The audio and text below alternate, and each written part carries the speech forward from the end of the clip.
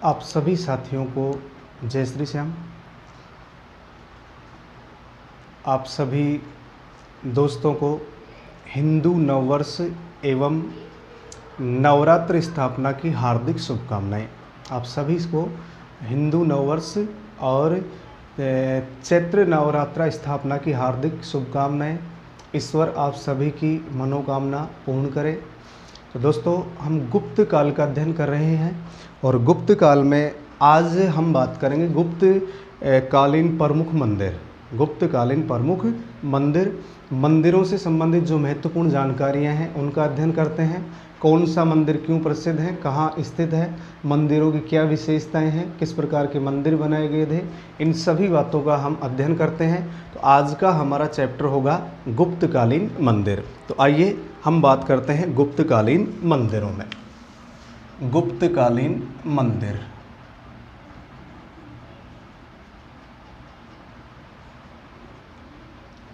गुप्तकालीन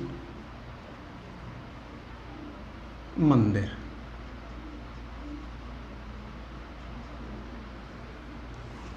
देखो, गुप्तकालीन मंदिर पढ़ने से पहले हमें ध्यान रखना है कि भारत में मंदिर निर्माण की 3 शैलियाँ प्रचलित थी। भारत में, संपूर्ण भारत की यदि हम बात करें तो मंदिर निर्माण की 3 शैलियाँ प्रचलित हैं। नागर शैली, बेसर शैली और द्रविड़ शैली। नागर शैली, बेसर शैली और द्रविड़ शैली। इसी प्रकार जो गुप्तकालीन मंदिर हैं उन मंदिरों के बारे में कहा जाता है, ऐसा उल्लेख मिलता है कि जो मंदिरों के निर्माण की जो प्रक्रिया है, मंदिरों का निर्माण कौन से काल में मुख्य रूप से शुरू होता है, वो गुप्त काल में।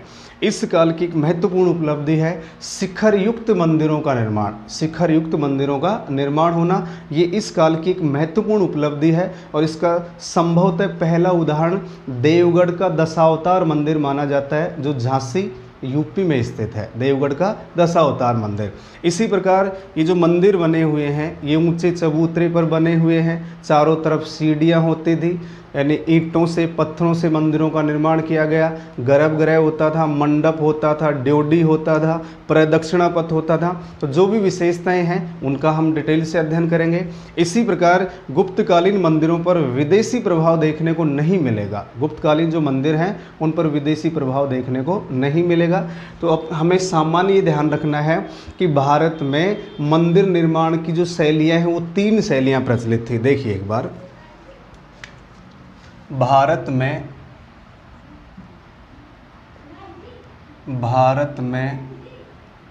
मंदिर निर्माण की शैलियाँ।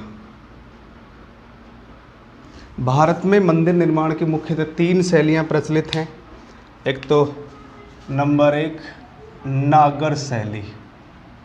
नंबर 1 है आपका नागर शैली। नागर शैली के जो मंदिर हैं वो उत्तरी भारत में बने हुए हैं। कौन से भारत में हैं? उत्तरी भारत में। उत्तरी भारत की जो मंदिर हैं वो कौन सी शैली में बने हुए हैं? नागर शैली में। इसी प्रकार नंबर 2 द्रविड़ शैली। द्रविड़ शैली, और इस शैली के जो मंदिर हैं वो दक्षिण भारत में बने हुए हैं। दक्षिण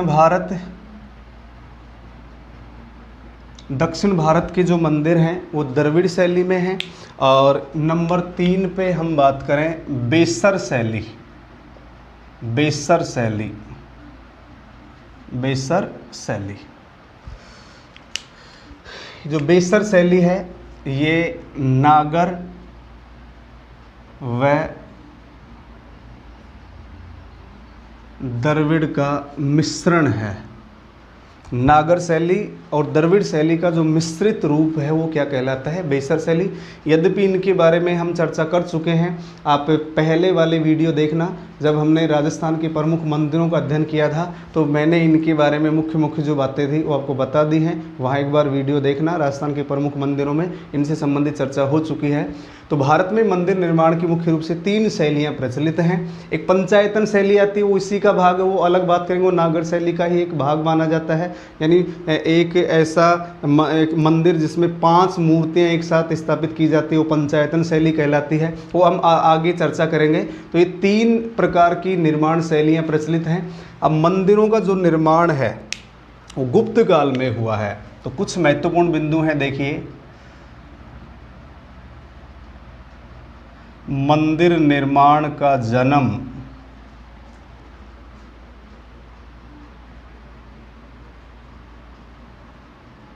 गुप्त काल में हुआ। मंदिर निर्माण का जन्म गुप्त काल में। यहाँ के जो मंदिर थे वो चबूतरे पर बने होते थे।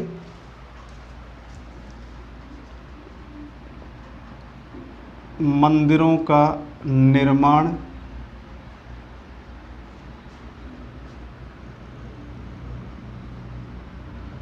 चबूतरों पर किया गया, यानी मंदिर के सामने एक चबूतरा है।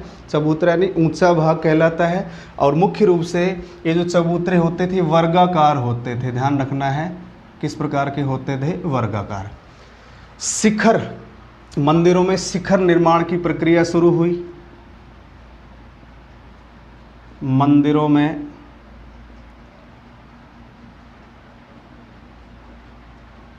शिखर निर्माण की प्रक्रिया शुरू हुई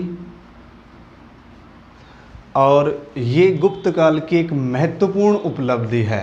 तो यह गुप्त काल की एक महत्वपूर्ण उपलब्धि है। गुप्त काल की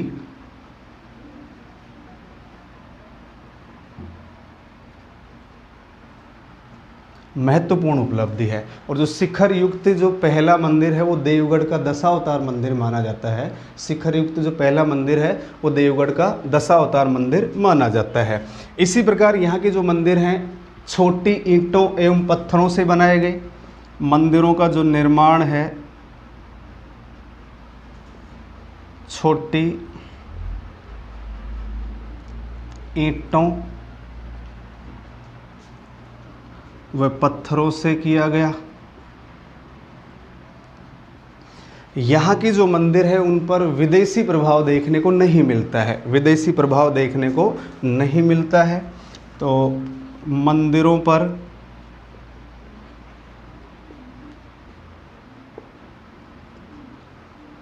विदेशी प्रभाव नहीं, मंदिरों पर विदेशी प्रभाव नहीं है। और मंदिर के चारों ओर सीढ़ियां बनी होती हैं।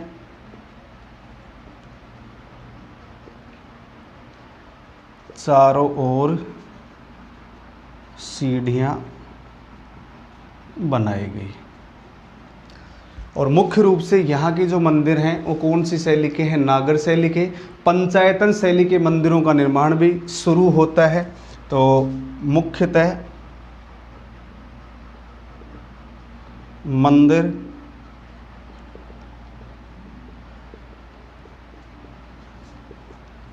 नागर शैली के हैं। पंचायतन शैली में मंदिर बनने शुरू होते हैं। पंचायतन शैली के मंदिरों का निर्माण शुरू हुआ।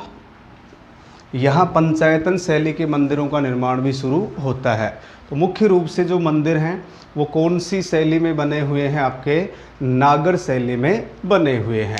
इसके बाद देखिए कुछ बिंदु हैं। जैसे हम बात करें यहाँ के मंदिरों की कुछ विशेषताएं हैं। गर्भगृह, एक शब्द है गर्भगृह, यानी मंदिर का वह स्थान जहाँ देव मूर्ति स्थापित की जाती है। मंदिर का वह स्थान जहाँ देव मूर्ति स्थापित की जाती है वो गर्भगृह कहलाता है। तो मंदिर का वह स्थान जहाँ देव मूर्ति स्थापित की जाती है वो क्या कहलाता है, गर्भगृह। और ये जो गर्भगृह है ये प्राय वर्गाकार होता है। ये प्राय वर्गाकार है, वर्गाकार होता था।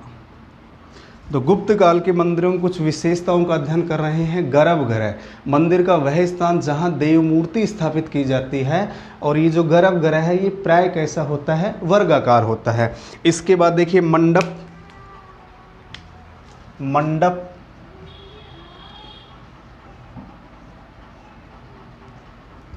ये क्या होता है, गर्भगृह के सामने, गर्भगृह के सामने जो बरामदा बना होता है वो मंडप कहलाता है। गर्भगृह के सामने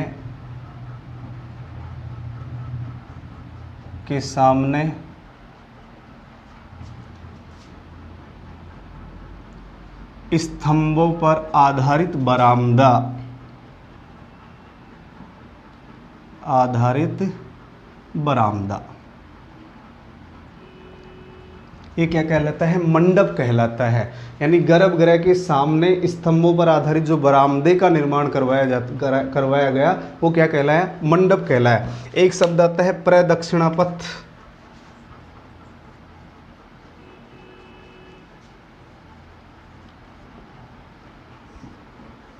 प्रदक्षिणापथ यानी गर्भगृह के चारों ओर, जैसे ये मंदिर है, यहाँ गर्भगृह है, इसके चारों ओर जो गैलरी नुमा बरामदा होता है, परिक्रमा करने के लिए जो गैलरी नुमा बरामदा होता है वो प्रदक्षिणापथ कहलाता है। गर्भगृह हो गया, इसके चारों ओर गैलरी नुमा जो बरामदा होता है वो क्या कहलाता है, आपका प्रदक्षिणापथ कहलाता है। तो इसको भी हम नोट कर लेते हैं।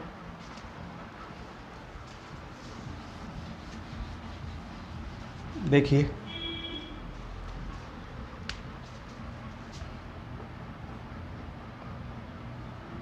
गर्भगृह के चारों ओर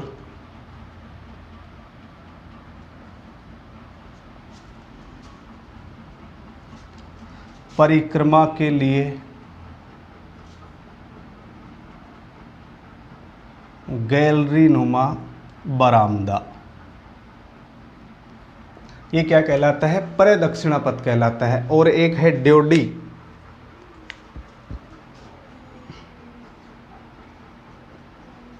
ड्योढ़ी ये क्या होता है, मंडप के सामने जो आयताकार बरामदा होता है, मंडप के सामने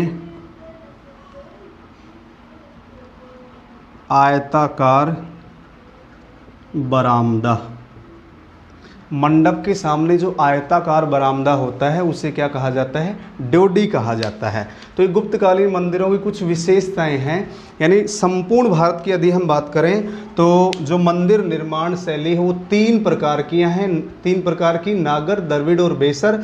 मंदिरों का निर्माण है, मंदिरों के निर्माण की जो शुरुआत है वो गुप्त काल में होती है। मंदिरों का निर्माण वर्गाकार चबूतरों पर किया गया। मंदिरों में शिखर निर्माण की प्रक्रिया शुरू होती है जो गुप्त काल की एक महत्वपूर्ण उपलब्धि है। निर्माण छोटी ईंटों व पत्थरों से, मंदिरों पर विदेशी प्रभाव देखने को नहीं मिलता है। मुख्यतः मंदिर नागर शैली के हैं। पंचायतन शैली के मंदिरों का निर्माण शुरू हुआ, यहाँ पंचायतन शैली के मंदिरों का निर्माण शुरू होता है। इसके बाद एक शब्द है गर्भगृह। गर्भगृह क्या होता है, मंदिर का वह स्थान जहाँ देव मूर्ति स्थापित की जाती है वो गर्भगृह कहलाता है। और ये प्राय कैसा होता था, वर्गाकार। मंडप, गर्भगृह के सामने स्तंभों पर आधारित जो बरामदा होता है वो मंडप कहलाता है।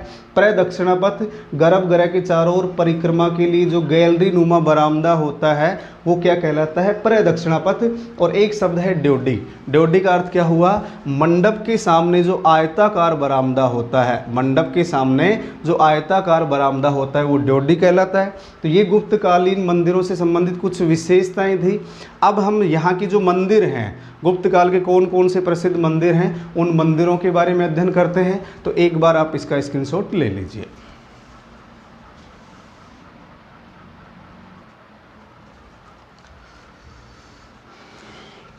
इसके बाद देखिए दोस्तों, अब हम बात करते हैं गुप्त काल के कौन कौन से प्रमुख मंदिर हैं, कहाँ कहाँ स्थित है।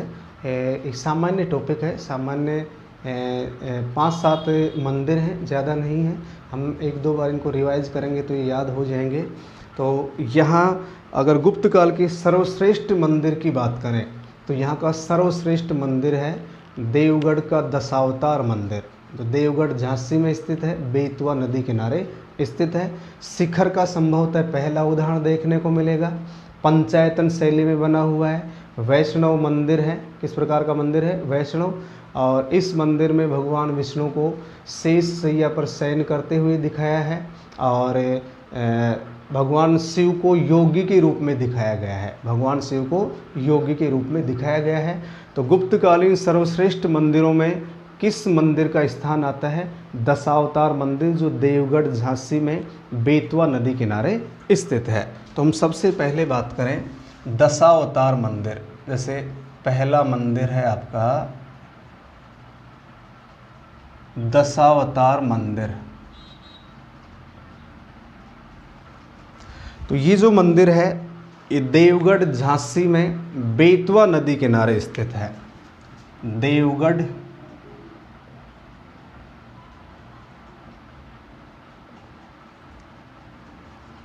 झांसी में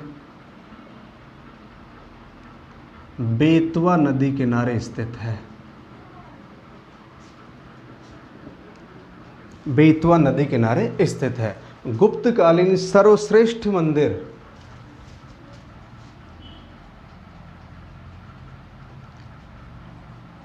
गुप्तकालीन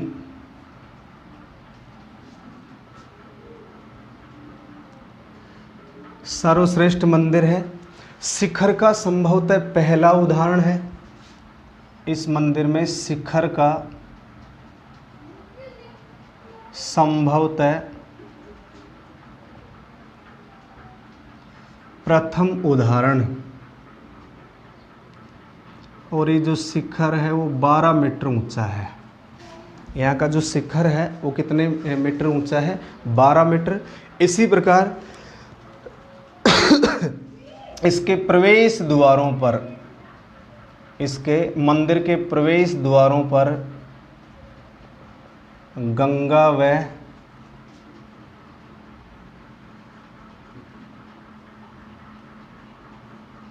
यमुना की मूर्तियां हैं। प्रवेश द्वारों पर गंगा व यमुना की मूर्तियां हैं। ये एक वैष्णव मंदिर है। यह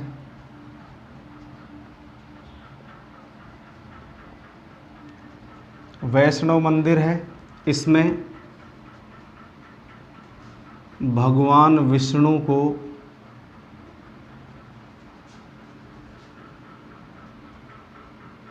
शेष शैया पर शयन करते हुए दिखाया गया है, सोते हुए दिखाया गया है, और भगवान शिव को योगी के रूप में दिखाया गया है।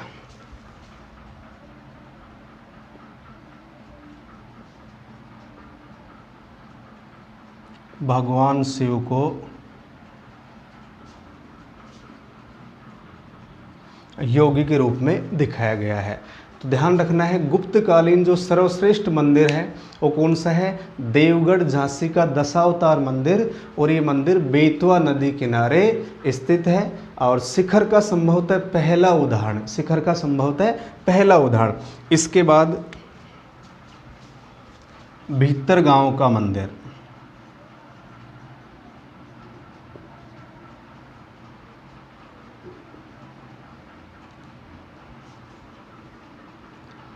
भीतरगांव का मंदिर, ये मंदिर कहाँ है? कानपुर यूपी में।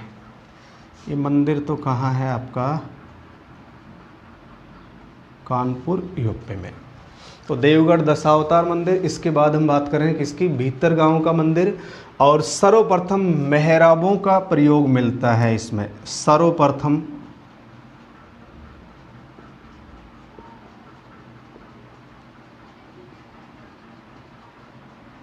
तो ये मेहराब युक्त ईंटों से निर्मित है। मेहराब युक्त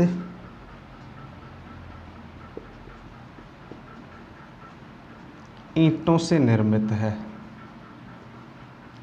तो हम कह सकते हैं कि ये जो मंदिर है ये ईंटों से निर्मित है। मेहराब का पहली बार प्रयोग है और शिखर का दूसरा उदाहरण है। शिखर का पहला उदाहरण कौन सा माना जाता है? दशावतार। तो शिखर का दूसरा उदाहरण है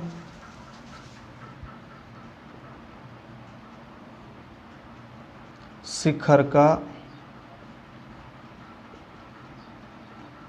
दूसरा उदाहरण। ईंटों से निर्मित सबसे प्राचीन मंदिर भी यही माना जाता है। ईंटों से निर्मित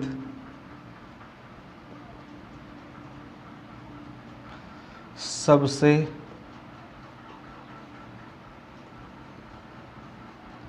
प्राचीन मंदिर है। ईंटों से निर्मित ये जो भीतर गांव का मंदिर है, ये सबसे प्राचीन मंदिर है। और यहाँ शिव, विष्णु, गणेश, दुर्गा, महिषासुर मर्दनी की मूर्तियां हैं। शिव, विष्णु, गणेश, दुर्गा व महिषासुर मर्दनी की मूर्तियां बनी हुई हैं। तो भीतर गांव का जो मंदिर है वो कहाँ है? कानपुर यूपी में। दशावतार का मंदिर कहाँ है? देवगढ़ झांसी में। देवगढ़ झांसी में। इसके बाद है सिरपुर का लक्ष्मण मंदिर। छोटे छोटे बिंदु हैं। सिरपुर का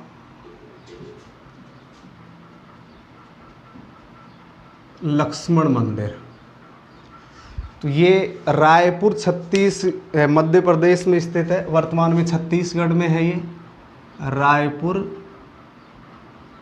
एमपी में स्थित है।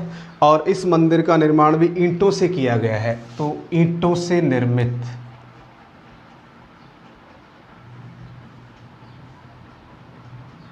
ये जो मंदिर है किससे निर्मित है? ईंटों से।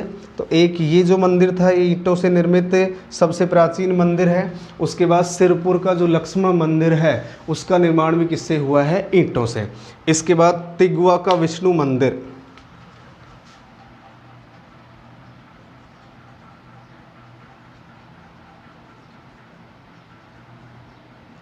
तिगवा का विष्णु मंदिर, तो ये मंदिर कहाँ स्थित है? जबलपुर एमपी में।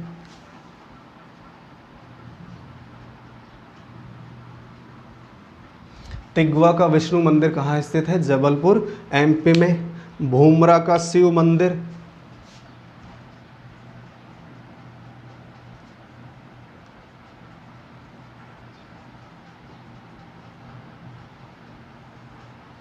ये सतना महाराष्ट्र में स्थित है।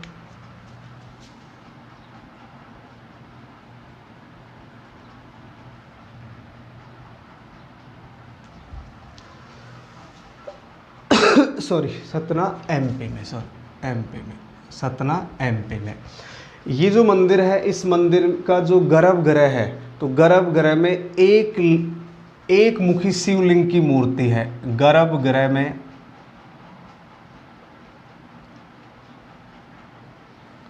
एक मुखी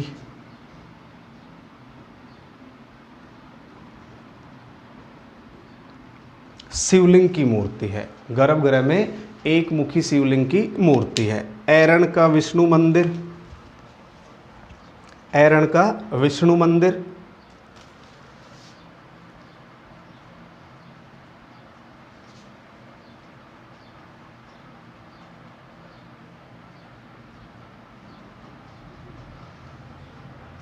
ऐरण का जो विष्णु मंदिर है वो सागर जिला एमपी में है।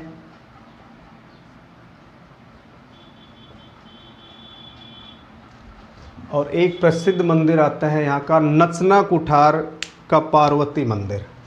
नचना कुठार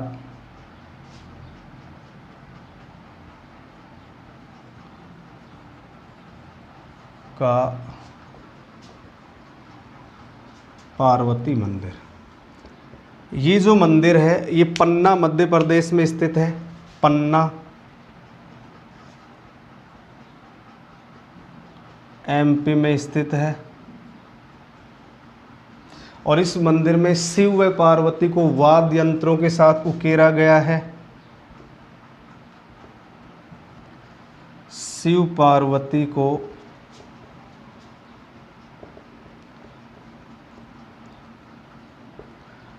वाद्य यंत्रों के साथ उकेरा गया है। इसी प्रकार इसमें रामायण के दृश्य भी देखने को मिलते हैं। रामायण का अंकन भी देखने को मिलता है। रामायण का अंकन है, रामायण का इसमें अंकन है। तो ये कुछ मंदिर हैं, जैसे देवगढ़ का दशावतार मंदिर देवगढ़ झांसी, ठीक है।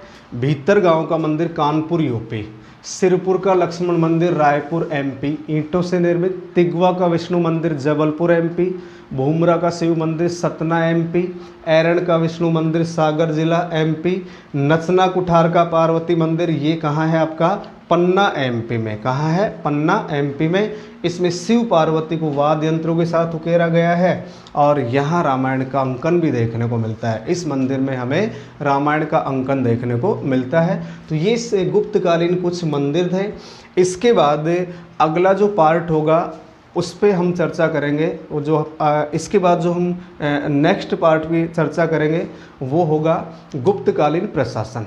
गुप्तकालीन प्रशासन, उसके बाद सामाजिक स्थिति, आर्थिक स्थिति, राजनीतिक स्थिति, जो भी गतिविधियां थी उनका अध्ययन करेंगे। तो एक बार आप इसका स्क्रीनशॉट ले लीजिए।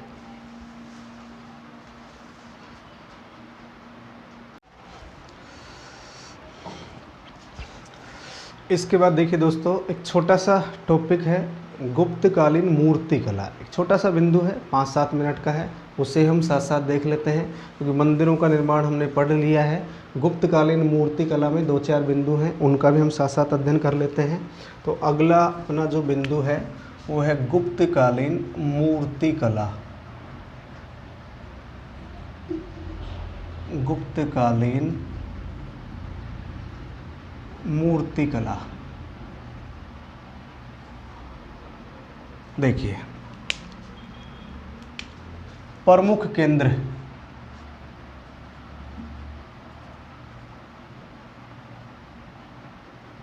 मूर्ति कला के प्रमुख केंद्र थे पाटलिपुत्र,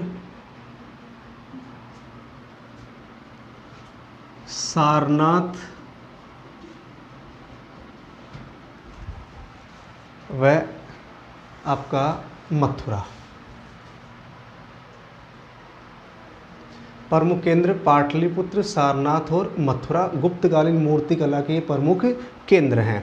इसके पश्चात देखिए इस काल में गंगा व यमुना की मूर्तियों का निर्माण हुआ।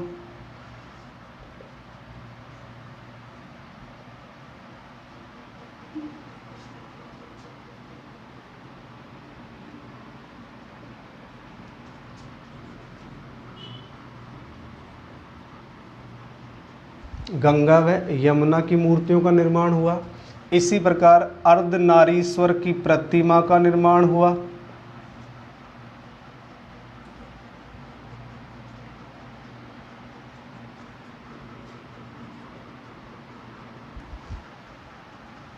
अर्धनारीश्वर की प्रतिमा का निर्माण हुआ। इसी प्रकार भगवान विष्णु के वराह अवतार की मूर्तियों का निर्माण होता है। भगवान विष्णु के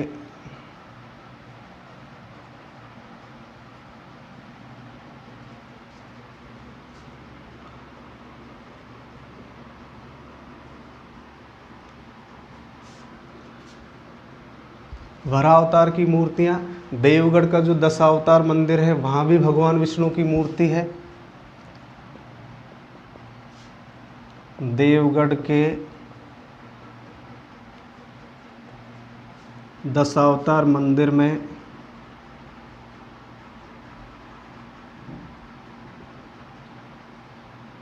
भगवान विष्णु की मूर्ति है। इसी प्रकार सारनाथ से हमें बुद्ध की प्रतिमा मिली है, मथुरा से बुद्ध की प्रतिमा मिली है। तो जो सारनाथ है, सारनाथ से बैठे हुए बुद्ध की प्रतिमा मिली है। सारनाथ से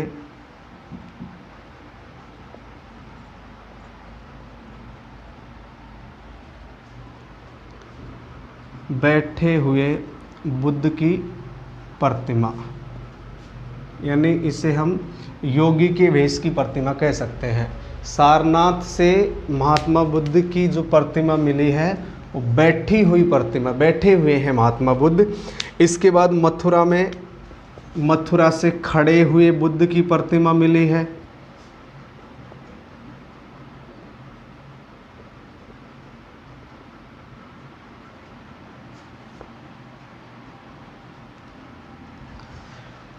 तो सारनाथ से बैठे हुए और मथुरा में खड़े हुए। इसी प्रकार यहाँ की जो सर्वश्रेष्ठ मूर्ति है वो सुल्तानगंज से मिली है, वो भी महात्मा बुद्ध की है। 7.5 फीट ऊंची मूर्ति है, तांबे से निर्मित है। सुल्तानगंज से 7.5 फीट ऊंची महात्मा बुद्ध की तांबे की मूर्ति प्राप्त हुई है। सुल्तानगंज यूपी से महात्मा बुद्ध की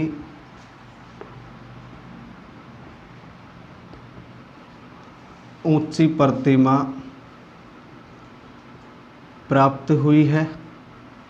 तो जो सुल्तानगंज से जो इनकी प्रतिमा मिली है ये सर्वश्रेष्ठ मूर्ति मानी जाती है,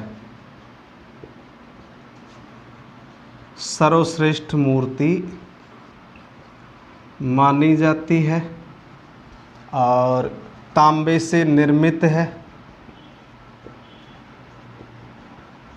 तांबे से निर्मित है और इसमें बुद्ध को अभय मुद्रा में दिखाया गया है, अभय मुद्रा में दिखाया गया है। इसमें महात्मा बुद्ध को अभय मुद्रा में दिखाया गया है। और एक लाइन ध्यान रखनी है, यहाँ की मूर्तियों में अश्लीलता देखने को नहीं मिलती।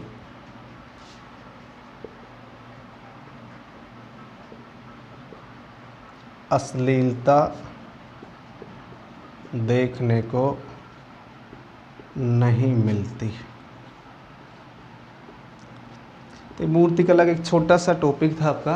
प्रमुख केंद्र पाटलिपुत्र, सारनाथ और मथुरा। गुप्त काल में मूर्ति कला का प्रमुख केंद्र, मूर्ति कला के प्रमुख केंद्र कौन कौन से हैं? पाटलिपुत्र, सारनाथ और मथुरा। गंगा यमुना की मूर्तियों का निर्माण होता है। अर्धनारीश्वर प्रतिमा का निर्माण, भगवान विष्णु के वराह अवतार की मूर्तियाँ। देवगढ़ के दशावतार मंदिर में विष्णु की मूर्ति बनी हुई है। सारनाथ में बैठे हुए बुद्ध की प्रतिमा है। मथुरा से खड़े हुए बुद्ध की प्रतिमा मिली है। सुल्तानगंज यूपी से महात्मा बुद्ध की 7.5 फीट ऊंची प्रतिमा मिली है। ये सर्वश्रेष्ठ मूर्ति मानी जाती है, तांबे से निर्मित है और इसमें बुद्ध को अभय मुद्रा में दिखाया गया है। यहाँ की मूर्तियों में हमें अश्लीलता देखने को नहीं मिलती। तो ये एक छोटा सा बिंदु था बीच में आपका गुप्तकालीन मूर्तिकला। एक बार आप इसका स्क्रीनशॉट ले लीजिए।